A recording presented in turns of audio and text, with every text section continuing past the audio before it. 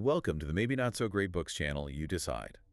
This is lesson 5 of 14, The Economy Runs on Failure, from Basic Economics, a common sense guide to a economy, 5th edition, by Thomas Sowell. Quick, name the largest grocery chain in the world in 1929. You cannot, because it no longer exists. That is capitalism working, not failing. I have to be honest, when I first read that line in the research for today's deep dive, I just sort of stopped. It feels completely backwards, doesn't it? It really does. I mean, everything in our culture tells us that a business going bankrupt is a failure. It's a tragedy. You see it in the news. Company X files for bankruptcy. You think, oh, that's terrible. People lost their jobs. Something went wrong. A glitch in the system. Right, a sign of decay or incompetence. Exactly. But here we are, looking at lesson 5 of Thomas Sowell's Basic Economics, and he's telling us, no, that's not a glitch. That destruction, that failure of even the biggest company you can imagine, that's the proof that the system is actually healthy, that it's working as intended. It's a complete inversion of how we normally think about it. We like stability. I mean, we all want our favorite restaurant to be there next year, right? We want that sense of permanence.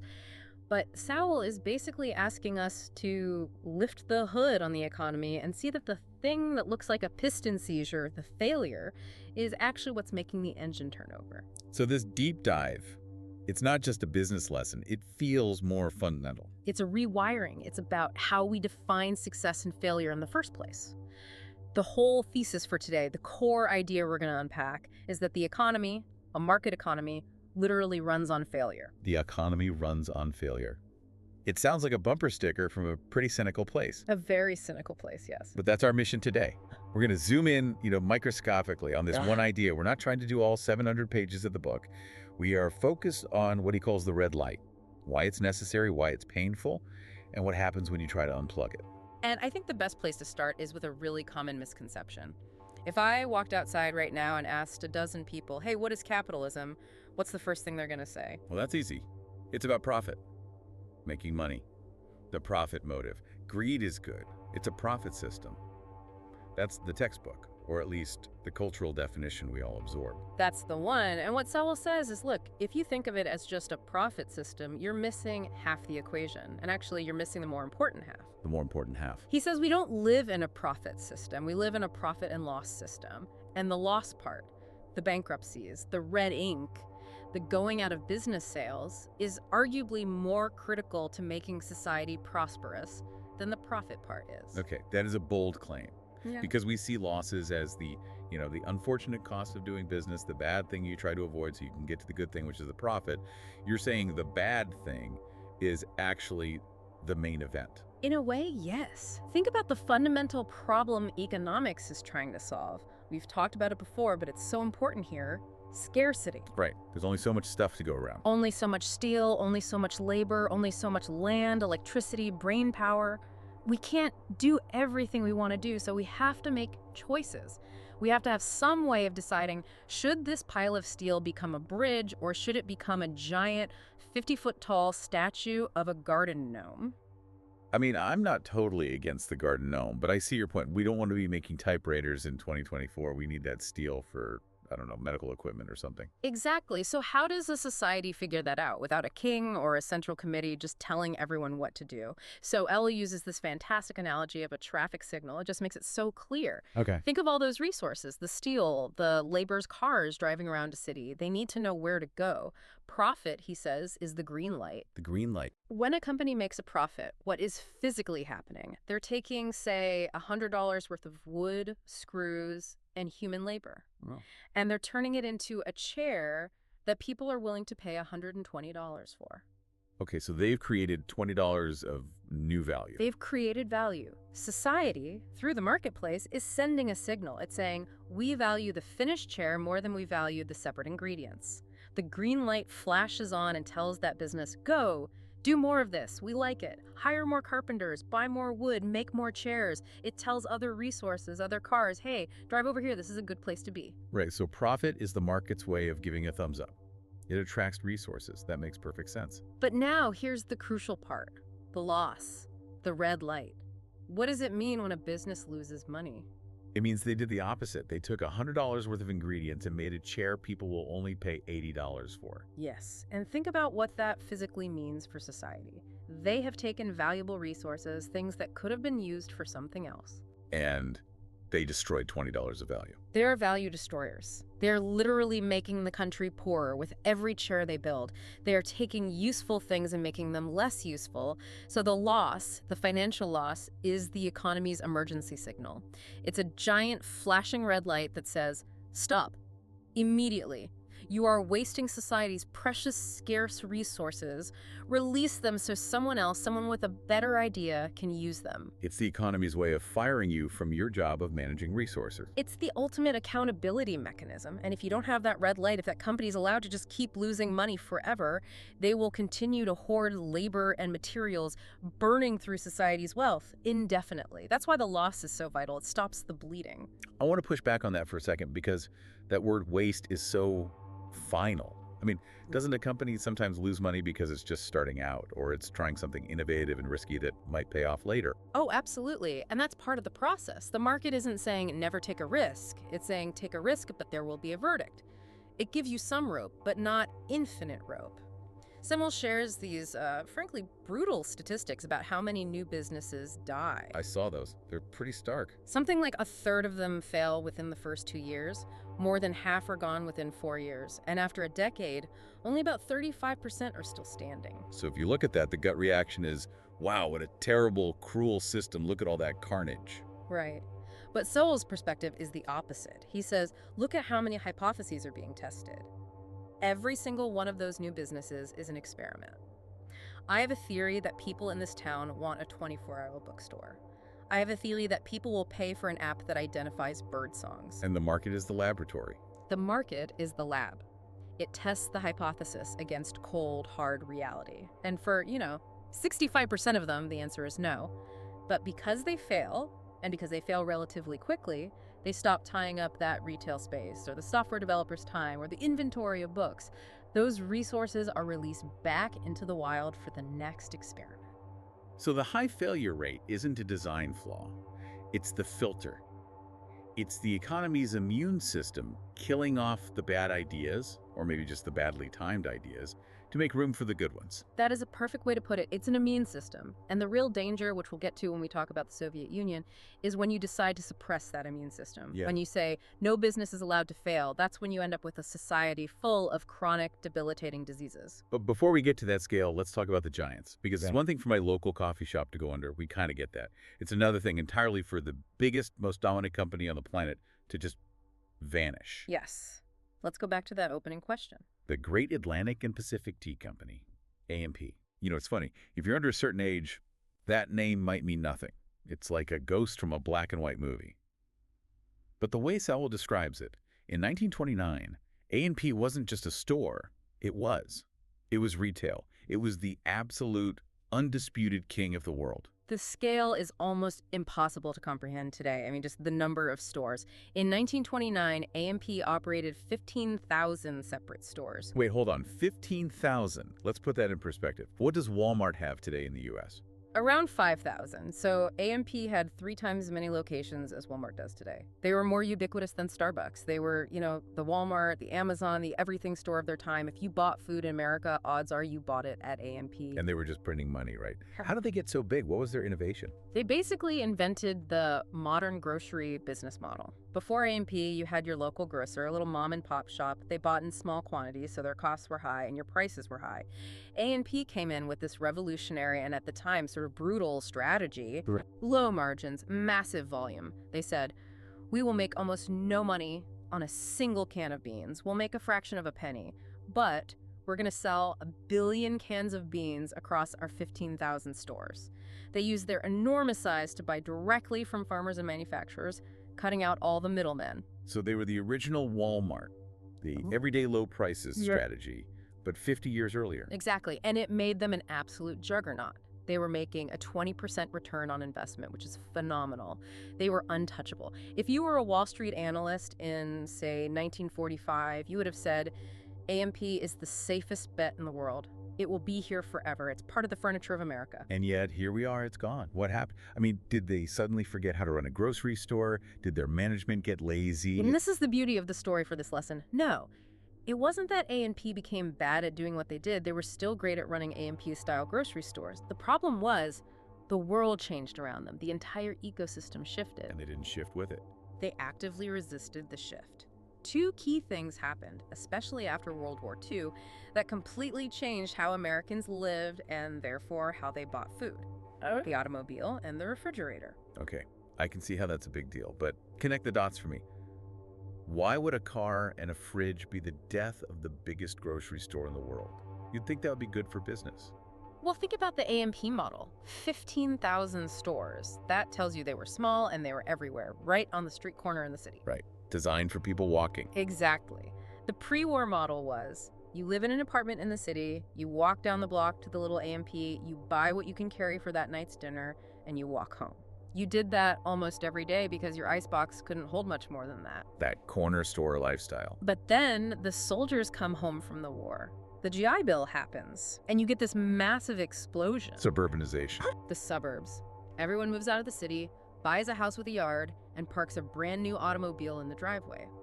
And inside that house is a big, shiny, new electric refrigerator with a freezer. The game has changed. Completely. The new suburban consumer, she's not thinking, I'll walk to the store every day. She's thinking, I'm going to get in my station wagon once a week, drive to one giant store, fill the whole car with groceries, and stuff it all in the fridge and freezer. The entire logic of shopping was inverted. And A&P's entire infrastructure, its 15,000 stores, were built for the old logic. They were built for the walker, not the driver. Their stores were in the cities, not the new suburbs. They didn't have parking lots. They were tiny. And this is where the profit and loss mechanism starts to kick in. New companies like Safeway saw what was happening. They said, the future isn't the corner store, it's the supermarket. And they started building them. Giant stores, wide aisles, huge parking lots, right in the middle of the new suburbs. So the green light starts flashing for Safeway. That's where the money, the customers, the resources start to flow. And the red light starts flashing for A&P. Customers in the cities are moving away. The ones who are left are starting to drive to the new supermarkets. Sales drop. Profits disappear. But here's the key part of the story. A&P's leadership saw the signal. They weren't blind. They disagreed with it. They fought it. They fought it. They were arrogant. They looked at their empire and said, we are A&P. We taught America how to shop. This whole supermarket thing is a fad. We're not going to sink a ton of money into building giant new stores and signing 20-year leases in these unproven shopping malls. They decided to stick to their knitting. It's corporate inertia. We've always done it this way, and it's always worked. And the market doesn't care about always. It cares about right now. The losses started piling up. Sowell cites this incredible number. In one 52-week period in the 1970s, A&P lost $50 million. In 1970s money, that's a fortune. It was a death blow. They had to start closing stores, hundreds, then thousands. They just kept shrinking and shrinking until they were a shadow of their former selves and eventually just gone. So from Sowell's perspective, this isn't a tragedy. The death of A&P was actually a good thing for the economy. It was a necessary thing. This is the thought experiment he wants us to run. Imagine the alternative. Imagine in, say, 1965, the government had stepped in And said, A&P is an American institution. It employs thousands. We can't let it fail. Exactly. We're going to give them subsidies. We're going to pass laws making it harder for these new supermarkets to open because they're unfair competition.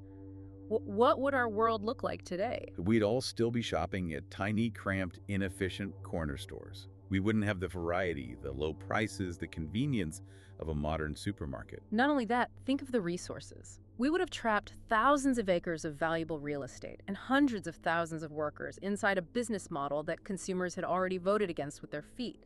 The failure of A&T, as painful as it was for the company, was a liberation of those resources. It forced the land, the labor, the capital to move from where it was less valued to where it was more valued, from A&P to Safeway. The loss was the mechanism that forced that reallocation. It's what ensures the system adapts to what people actually want, not what a corporate board thinks they should want. The consumer is the dictator. You hear that phrase, but this story really makes it concrete. You can be the biggest king in the world, but if the dictator changes their mind, you're headed for the guillotine. And it's not a one-time thing. This happens over and over. A&P is a great story, but Sowell has another one that's in some ways even more powerful because it's not about refusing to see the future. It's about inventing the future and then being terrified of it. You're talking about Kodak. Eastman Kodak. Yeah, this one feels more recent. I grew up with Kodak. The little yellow boxes of film, the Kodak moment. It was more than a company. It was part of the culture. The dominance was just, it's hard to even describe. Yeah. In 1976, Sowell points out, Kodak sold 90% of all the photographic film in the US and 85% of the cameras. A 90% market share. That's a monopoly. It's as close as you can get. They were the Google, Apple, and Microsoft of imaging, all rolled into one, unassailable. And the simple story we all know is that digital cameras came along and made film obsolete, and Kodak just couldn't keep up. Like the horse and buggy makers when the Ford Model T arrived. A simple story of technological disruption. That is the simple story. But the reality, the part that makes it so perfect for this lesson, is the twist. Kodak didn't get disrupted by the technology. Kodak invented the technology. I know, and every time I hear that, it just blows my mind. They invented the first digital camera. In 1975, an engineer in their own labs, a guy named Stephen Sasson, built the first working prototype. It was the size of a toaster, took 23 seconds to capture an image, but it worked. It was a filmless camera. They had the patents. They had a decade-and-a-half head start on the entire world. So, what on earth happened? If you had the future in a box in your own lab, how do you end up bankrupt? This is where Sowell's distinction comes in, right? The difference between knowledge and insight. That's the core of it. Kodak had the knowledge. They had the patents, the engineers, the technical data. They knew how to build a digital camera better than anyone. What they lacked was the insight to understand what it meant. When they looked at that digital camera, they didn't see the future. They saw a threat. A mortal threat. You have to understand Kodak's business model.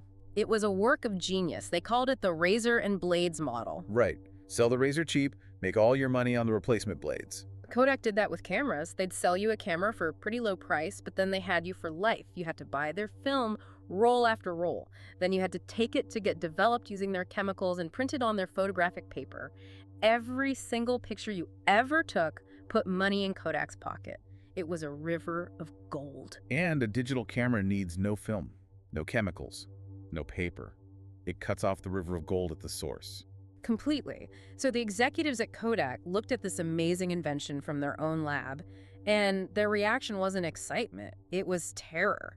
They thought, if we promote this, we are cannibalizing our most profitable product. We are killing our own golden goose. So they buried it. They sat on it. They slow-walked it. Their strategy was basically to pretend it didn't exist for as long as possible, hoping to squeeze a few more decades of profit out of the film business. They saw it as an enemy to be contained, not an opportunity to be seized. But of course, the technology didn't care about their business model and other companies. Companies that had no film business to protect, Sony, Canon, Nikon, they saw the same technology and they didn't see a threat. They saw the biggest opportunity in a generation. They didn't have any legacy business to worry about, so they could go all in. And they just correct. They ran right over Kodak. They ate their lunch, their dinner, and their breakfast for the next day. The collapse was just as swift and brutal as AMP's. By 2011, Kodak was posting 9-figure losses every quarter. In 2012, they filed for bankruptcy. The icon of American photography was gone. And again, applying Sowell's framework here, the loss, the bankruptcy, as painful as it was for the city of Rochester, for all those employees, it was necessary. It was. Think of the alternative. Imagine if the government had protected Kodak, banned digital cameras, or taxed them heavily to level the playing field for film. We'd all still be carrying disposable cameras and waiting a week to get our vacation pictures back, only to find out half of them were blurry. But more than that, think of the resources. You would have had tens of thousands of the world's best imaging scientists, engineers, and chemists stuck working on an obsolete technology. The bankruptcy, as harsh as it was a jailbreak. It released them. It released all that human capital, all that brain power, all those factories to go work on things people actually wanted, to go work for Apple and Google and the medical imaging companies that are saving lives. The loss forced the resources to move to a higher valued use. It doesn't matter if you were king yesterday. The market only asks, what value are you creating today? It really is this system of relentless daily accountability. There's no tenure. None at all. And this is usually the point in the conversation where people start to get uncomfortable. They hear these stories and they get the logic, but they say, this just seems so harsh. It's so brutal. All this chaos and destruction. Surely there's a better way, a nicer way. Yeah, why can't we just protect these companies a little bit? Okay. To save the jobs, to create some stability. Right. Why do we have to let the red light be so red? Can't we make it a nice, gentle pink? And so Well's answer is, well, we've seen what happens when you do that. We ran that experiment for 70 years. A great control group of the 20th century. The Soviet Union. This is where we move from theory to a very grim reality. This is what happens when a society makes a conscious decision to ban failure. So let's unpack that. The no-loss system. What does that actually mean? How did a factory in the Soviet Union work if it couldn't go bankrupt? Well, the government owned everything. Right. Every farm, every steel mill, every shoe factory was a state-run enterprise. So by definition, they couldn't go out of business. The state isn't going to foreclose on itself. Okay, that makes sense. So if your shoe factory spent, 1,000,000 rubles worth of leather and labor to make shoes that nobody wanted because they were ugly and they fell apart in the rain, you didn't shut down. The government just ate the loss. They'd print more money, send it to you, and the central plan would say, you will produce 10,000 pairs of shoes next year. The feedback loop from the consumer is completely gone. It's not just gone, it's been surgically severed and thrown in the trash. There is no signal telling you to stop what you're doing. And when you remove that signal, you get these stories of waste and absurdity that are so extreme they're almost funny. Sowell tells this one story, the green paint story. It's the perfect illustration of the mindset. Oh, this story's incredible. It sounds like a joke, but it was deadly serious. It was. So picture this. It's the height of the Soviet era. The country is desperately short on mining equipment. They need coal to power the country, but the mines can't get the machines they need. So a top national priority. Absolutely. And there's this one factory manager who has a whole warehouse full of brand new finished mining machines, ready to go. But they're just sitting there. They haven't been shipped. And the mines are screaming for them. Why? What's the holdup? The paint. The central plan, the rule from on high in Moscow, stated that these particular machines had to be painted with a specific kind of red, oil-resistant paint. Okay, a bureaucratic detail, but whatever. The problem was the factory had run out of the red, oil-resistant paint. There was a supply disruption somewhere. What they did have was plenty of green, oil-resistant paint, and they had red paint that wasn't oil-resistant, but not the official combination. So in a normal world, the manager would just paint them green. Right. Or call the customer and ask. In a profit and loss system, he'd have painted them green and shipped them that afternoon. He wants to get paid. The mine manager doesn't care about the color. He needs to dig coal. The transaction would happen. But this wasn't a profit and loss system. So what did he do? He did nothing. He let the machines sit. When an official asked him why he wasn't shipping these desperately needed machines, his answer was a direct quote. I don't want to get 8 years. 8 years in a labor camp. For painting a machine the wrong color. Because yeah. in a system where you can't fail economically, the only failure that matters is political failure, disobeying the plan. His personal incentive was not to get the machines to the mine. It was to avoid breaking a rule that could land him in the gulag. It was a perfectly rational decision for him and a completely insane outcome for the country. That one story explains everything. The goal isn't to create value. The goal is to follow the rules. And that mindset, multiplied by millions of people over decades, is how you get the macro-level inefficiency that Sowell talks about. He points out that the Soviet economy used 3 times more energy to produce 1 unit of copper than West Germany did. 3 times the waste. Because why not? If you run the machines all night and waste electricity, who cares? The state pays the bill. There's no red light flashing on your desk saying, you're losing money because your energy costs are too high. In West Germany, that company goes bankrupt. The market kills it. In the Soviet Union, it just keeps on wasting. And that's how you can be a country sitting on some of the richest natural resources in the world. And have your people living in poverty. Because you've perfected the art of taking valuable inputs and turning them into less valuable outputs. You institutionalize waste. The red light of failure isn't there to be cruel. It's a defense mechanism that protects a country's standard of living from exactly that kind of systemic value destruction. Okay, so the historical examples are crystal clear. A&P, Kodak, the Soviet Union. It's a powerful case. But let's bring it right up to today. Because this isn't just about history. We're wrestling with this exact same temptation right now. Oh, absolutely. Which brings us to the modern application, the distortion of the system. What happens when a modern, supposedly capitalist economy starts trying to turn off the red light for its favorite companies? We're talking about the phrase that defined the 2008 financial crisis. Too big to fail. It's baked into our language now. The idea that some banks, some automakers, some corporations are just so large and interconnected that we can't let them fail. We can't let the market's verdict happen. Right. We have to step in and bail them out. And when we do that, Sowell's argument is that we are importing the logic of the Soviet system into our own. We are severing that critical link between action and consequence. You're creating this hybrid monster. You're keeping the profit side of the equation, When they make risky bets and win, the executives and shareholders keep all the profits. Right. But you're deleting the loss side. When their risky bets go bad, the taxpayer steps in to cover the losses. It's called privatized gains and socialized losses. And it's the worst of all worlds. Because just think about the incentives it creates. If you're the CEO of a too-big-to-fail bank, and, deep down, that the government will save you if you screw up, what kind of bets are you going to make? The riskiest ones possible. It's heads I win, tails the taxpayer loses. There's no downside. It's a phenomenon called moral hazard. You are actively encouraging the very behavior that leads to crises.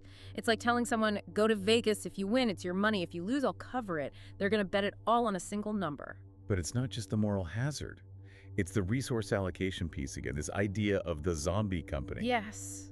This is so important. A zombie company is a business that should be dead. It's inefficient, it's losing money, it's not serving customers well, but it's being kept artificially alive on a drip feed of bailout money or cheap government loans.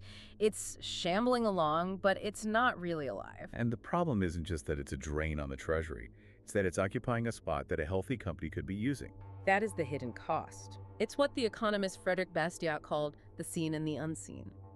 We see the factory that didn't close, the jobs that were saved. What we don't see is the dynamic new startup that couldn't get a loan because all the capital was propping up the zombie. We don't see the more efficient company that couldn't hire engineers because they were all still working for the zombie. If the government had bailed out A&P in the 70s, it wouldn't just have saved A&P, it would have kneecapped Safeway. Precisely. You are punishing the future to protect the past. You are freezing the economy in a less efficient state. You are robbing the unseen successes of tomorrow to subsidize the visible failures of today. That is such a powerful way to look at it, but Wow. I have to do it. I have to be the devil's advocate here, because there is a huge emotional human question hanging over all of this. Let's hear it. It's one thing to talk about reallocating resources when we're talking about a fleet of trucks or a factory. Nobody weeps for a truck getting a new owner. But what happens when the resource is a human being? The human cost. Exactly. When Kodak failed, Rochester, New York was decimated. When A&P failed, thousands upon thousands of people lost their jobs. These are real lives, real families, real communities being torn apart. It's traumatic. So isn't there a powerful argument that we should intervene, not to save the company, but to prevent that human suffering? This is the hardest, most sensitive part of the entire discussion, and to his credit, Sowell confronts it directly. He doesn't pretend it's not painful. This process, which the economist Joseph Schumpeter famously called creative destruction, has a very real emphasis on the destruction part. Right. Losing your job is devastating. It's not just about money. It's about dignity, identity, security. So how do you justify a system that allows that to happen? Is it just a cold, can't make an omelet without breaking eggs kind of argument? It's more nuanced. Sowell asks us to weigh the interests of two groups, the Wow. producers and the consumers. Okay, what's the distinction there? Let's use A&P again. The producers are the company's shareholders and its employees. Let's say a few 100,000 people in total. The consumers are the 100 million people who buy groceries. The few versus the many. Exactly. If we enact policies to protect the jobs of those few 100,000 producers at A&P, what are we doing? We are forcing the 100 million consumers to pay higher prices, to have less choice, and to shop at less convenient stores forever. We are essentially taxing the many to subsidize the few. It's a utilitarian calculation, the greatest good for the greatest number. It is, but it's also about the long-term reality. Sowell would argue that you can't truly save those jobs anyway. If a technology or a business model is obsolete, it's going to fail eventually. All you can do with subsidies is delay the inevitable. And by delaying it, you often make the final crash even more painful because you've allowed the company to grow even more bloated and inefficient in the meantime. So what's the solution? If we shouldn't protect the company, what do we do about the people who get hurt? And here we come to a critical distinction. The goal should be to protect people, not to protect specific jobs. Okay, that sounds good. What does it mean in practice? It means a compassionate society might have robust safety nets, things like unemployment insurance to help people pay their bills while they look for new work. It might have job retraining programs to help a former film technician learn to code. It supports the person through the transition. So help the worker move from Kodak to Google. Don't try to keep Kodak alive. You got it. Protect the worker, but never ever protect the job. Because a job is not an end in itself. A job is a means to an end, creating value for other people. The moment it stops doing that, it becomes a drain on society. The impulse to save an obsolete job is understandable, but to do it, you have to hold back progress for everyone. That quote you used earlier really drives it home. To save the candlemaker's job, you have to ban the light bulb. And if you ban the light bulb, everyone lives in a dimmer world. That's the trade-off. It's stark, but it's real. And it really brings this all together, this constant process of change, of churn. The churn is constant. So Will gives us one last stat that I think is a great way to cap this off. He looks at the Fortune 500 list, right? The 500 biggest companies in America. We think of them as these permanent fixtures of the landscape. Right, the GEs, the IBMs. But just between the years 2010 and 2011, a single year, 26 companies on that list dropped off. 26 of the biggest companies in the country disappeared from the list in 12 months. Disappeared or shrank or were acquired. Capitalism, as he says, moves forward. It's a process of constant competition. But it's not a competition to see who is biggest or who has the most history. It's a competition to see who is serving the consumer best today, right now. And if you stop, the red light flashes, and your resources are taken from you and given to someone who will. So, to land the plane on this whole deep dive, the single biggest takeaway from Lesson 5 is that failure is not a bug, it's not a mistake. It is the core feature of the operating system. It's the feature that drives learning. It's the feature that purges waste. It's the feature that guarantees progress. And actively trying to prevent it, bailing out the losers, is the surest way to make an entire society poorer. It's a powerful shift in perspective. When I see it going out of business sign now, I'll still feel for the people involved, but I'll also understand. That's the sound of the future arriving. That's the sound of resources being set free. That was Lesson 5 of 14 on Basic Economics, a common sense guide to the economy. 5th edition. Subscribe for the full series. If you haven't seen our debate overview of the whole book, check that out, link in the description. Thanks for being here. See you next time.